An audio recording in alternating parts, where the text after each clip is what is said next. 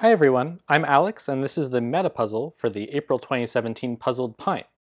That means it uses all of the answers from the 4 previous puzzles. So if you haven't solved those already, you may want to go back and watch the previous videos in this series: spades, diamonds, hearts, and clubs. This video will definitely spoil the answers to those. So here's what we've got: a list of instructions, 16 playing cards, and a place to put our final answer in response to this question. There's a link to the puzzle in the description below. This is a great puzzle to solve with friends for reasons you'll see soon. Try it out for yourself, then stick around after the break and you can see how I solved it. Let's start the clock. So the first step of our meta. Now that you have solved all the soup puzzles, write your answers left to right on the playing cards provided. I have our 4 answers here, and I'm going to go ahead and write them in. All right, step 2 is to cut all those out. So let's go ahead and do that. Yep.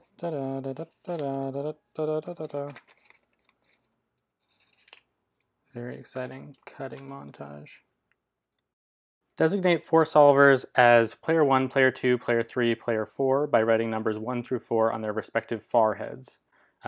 Because of the way I'm doing this video, I'm not going to involve any foreheads, but you can imagine that. If you do not have 4 teammates, secure 1 or more ducks from Mysterio Cantos. So just to explain what that is, that's actually sort of 2 little Easter eggs. The ducks is referring to something called a duck conundrum, which is a type of puzzle invented by a guy named Dan Katz, and it's sort of a following the directions puzzle. They're really fun and they're designed to be optimized if you're doing them with a group of several people. So that's what that's referring to. Mysterio Cantos was the antagonist from this year's MIT Mystery Hunt, which my team, C-Tech Astronomy, wrote and designed and ran and everything. So that's actually a really fun Easter egg for me, and I didn't know it was going to be in here. The whole Mystery Hunt was Dungeons and Dragons themed. I recommend going and trying out some of the puzzles because it was a lot of fun, and there are a few puzzles that I constructed in there. All right, so back to this.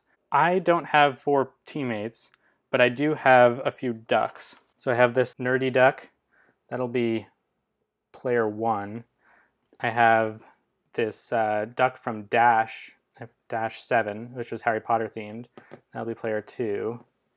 And I ran out of ducks, but I have a leprechaun, so that'll be player 3.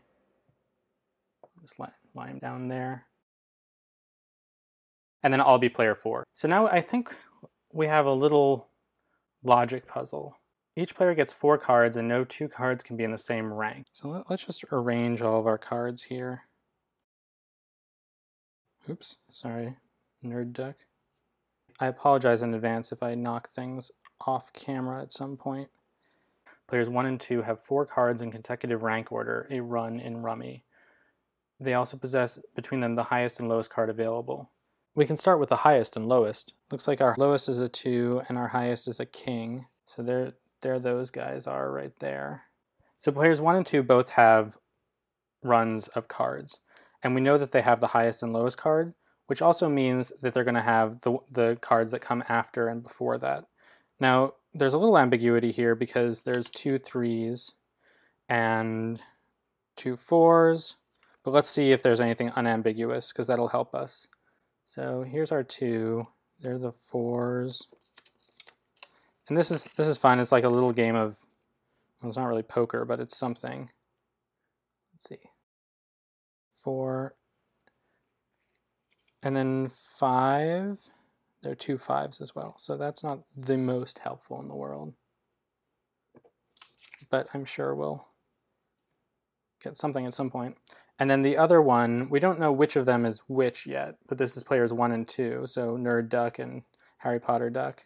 There's only 1 queen, that's good. And only 1 jack. And 2 10s.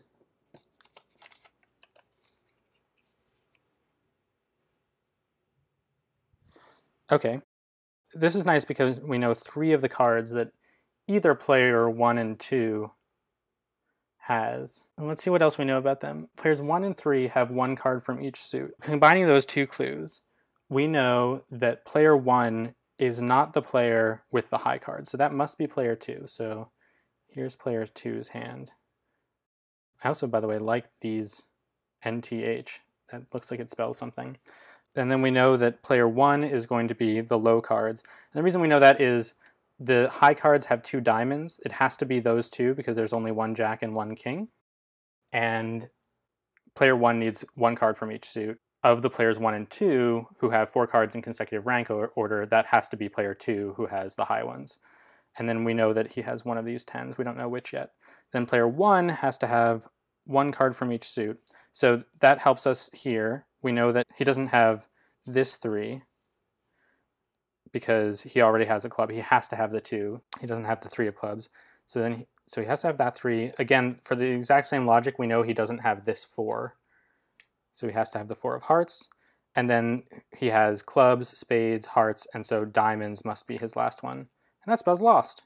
And so it looks like we're well on our way. What else do we know? We know that we don't know anything else about player 2, so we're going to have to wait to resolve his little ambiguity.